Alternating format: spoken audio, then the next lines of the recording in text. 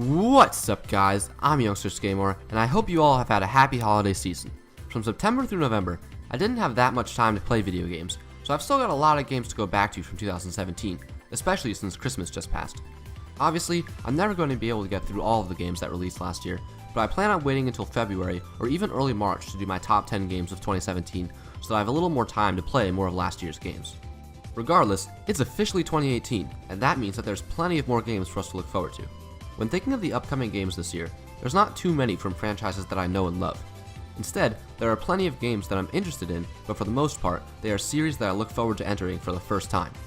Furthermore, I don't know all too much about a fair amount of these games, because I don't feel the need to learn any more before their release, but that doesn't negate my excitement to actually play them. Last year, when I made this video, I said that I was only going to include games officially listed for 2018, but in reality, I was way more lenient, including games that were rumored in addition to games that weren't really slotted for 2018. This year, I'm seriously holding myself to it. Only games officially listed for 2018 are allowed on the list. That means no Metroid Prime and no Pokemon. That being said, here are my top 10 most anticipated games of 2018. Number 10. Far Cry 5. This first entry exemplifies a clear theme on my list for this year. With many upcoming games, the story seems incredibly interesting, but I either don't know what the gameplay will be like, or I don't know if I will enjoy the gameplay. I have never played a Far Cry game before. However, from the moment I watched the first trailer, the story completely enthralled me. The game is set in the fictional Hope County, Montana, where a preacher named Joseph Seed has risen to prominence. Seed believes that he has been chosen to protect the people of Hope County from an inevitable collapse, and has established a congregation called Eden's Gate. He claims that his mission is to lead the people to salvation, but in reality, he is a radical preacher, and Eden's Gate is a doomsday death cult. This sort of corrupt religious cult society is really interesting to me. I'm particularly curious how it is able to happen in the US. I'm very excited to see where the game goes with this. I haven't played too many FPSs. I usually enjoy the Call of Duty campaigns, though I couldn't bring myself to enjoy Wolfenstein: The New Order, despite loving the story. I have a similar background with open world games. I've only played a few, loving Breath of the Wild, but not enjoying GTA 5. Also, I've never played an open world FPS game, so I don't know exactly what to expect. Hopefully, I will really like Far Cry 5, but I honestly don't know. Number 9. Yoshi for Nintendo Switch, 2018. Man, I really wish they gave this game a title when they announced it. I just played Yoshi's Woolly World for the first time last summer, and I like it a lot. However, I do have some reservations for this new Yoshi game. In it, you can hit switches and maybe do other things in order to flip the plane and go to the other side of the stage. In my opinion, this seems like a gimmick that won't add anything to the gameplay. Similarly, you can throw eggs in 3D to the background now, but I don't really understand why you would do that when you can just walk by the enemy instead. Once again, I don't understand what this will add, and I feel like it might slow the game down a lot. Similarly, Yoshi's Woolly World was pretty typical, so I would hope for a sequel to expand on it, but they haven't yet shown that. That being said, we've only seen one trailer of the game. We should see it again in the January Direct, so hopefully they can convince me more and ease some of my tensions then. And the title too. Please give the title.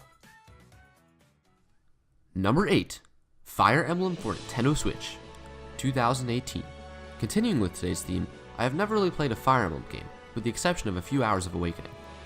I really wanted to enter the series with Echoes, but unfortunately I lost my 3DS, so I could not.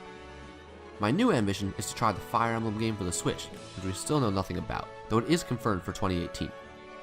I expect we will get our first trailer, and hopefully a title, in the likely January Direct. Number 7. Kirby Star Allies, first half 2018. I absolutely adore some of the older Kirby games, such as Superstar Ultra and Kirby's Adventure, but I really dislike the physics in the newer games, such as Triple Deluxe. Unfortunately, Star Allies seems to keep the same physics and similar assets from the most recent games. I am not happy about this at all. Still, I have some excitement for this game. Namely, combined powers are coming back. They have only ever been in one other game, Kirby and the Crystal Shards, which I have never played, but the idea has always intrigued me. Plus, I do like Kirby's Return to Dreamland a lot despite the modern physics. Also, Buff DDD! Clearly, Kirby Star Allies has some interesting secrets up its sleeves. Number 6. Project Octopath Traveler, 2018. Hey, here's another game I know almost nothing about. Project Octopath Traveler is a Square Enix RPG being developed exclusively for the Switch. They've even released a demo, and although I've never played it, I've heard many great things. The graphical style is really good too.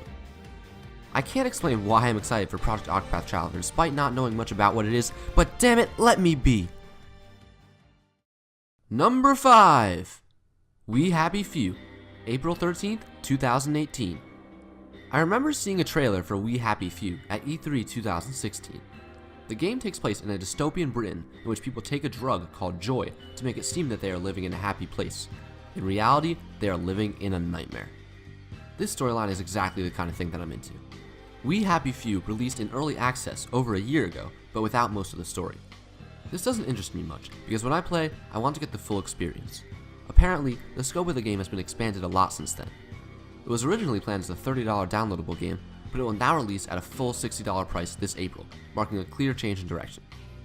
That being said, I'm not quite sure what the gameplay is like, other than the goal, which is escaping the city, but the story compels me to give it a try. Number 4. Valkyria Chronicles 4, 2018. Similar to past entries, I have never played a game in the Valkyria Chronicles series. Once again, the trailer completely sold me on the story, telling a tale about war and camaraderie that I expect to be completely enthralling. Seriously, watch the trailer. Once again, however, I really do not know if I will like the gameplay or not. I've only played one strategy game in recent memory, which is Mario plus Rabbids Kingdom Battle. I've only played a chapter of that game, and I like it somewhat so far, but I'm really not sure yet. Honestly, I need to get back into it to form a more concrete opinion. Valkyria Chronicles 4 takes place at the same time as the first Valkyria Chronicles game, so while it would probably help, I don't think you have to play the other games in order to understand the story of this one. Also, this is the series' first time on home console since the original game, so I'm curious to see what they do with that. Hopefully, I will enjoy the gameplay in addition to the hopefully epic story. Number 3. A Way Out, March 23rd, 2018. Fuck the Oscars, you know? Fuck the Oscars! Fuck you! I'll tell you! This is bullshit! Look! Here's another plot-heavy game whose gameplay I know little about. A Way Out is very unique in its endeavors. It can only be played with 2 players, and it is highly encouraged that you play locally, not online. One player controls Leo while the other controls Vincent.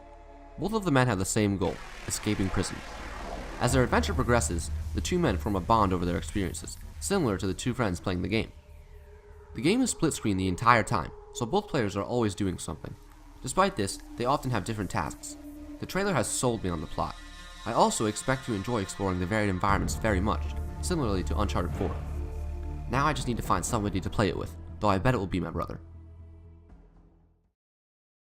Number 2. SpiderMan PS4, first half of 2018. I didn't make a most anticipated list for 2016, but this continues the trend that occurred with my first one of these videos in 2015. In 2015, Zelda U was number 1 on my list.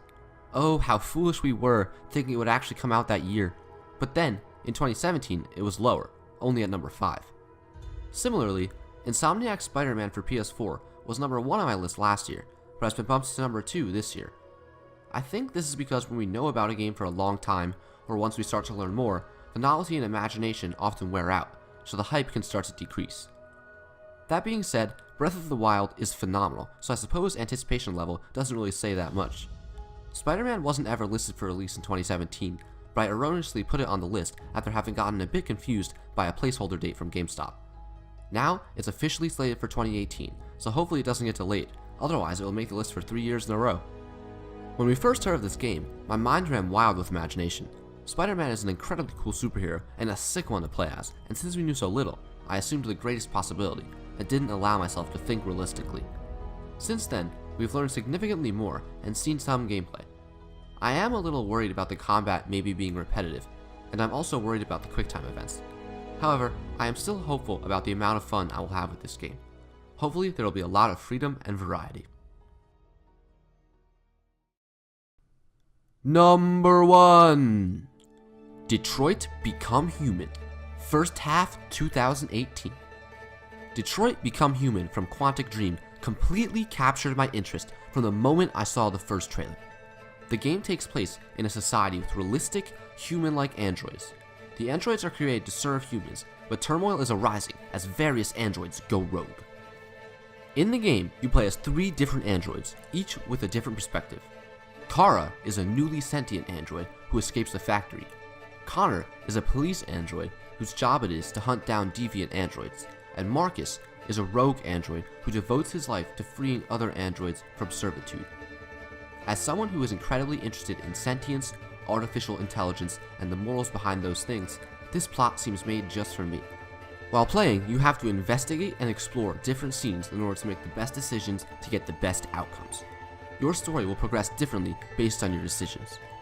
I've never played any Quantic Dream games, but Detroit Become Human reminds me so much of Life is Strange, which I played for the first time last summer, quickly becoming one of my favorite games.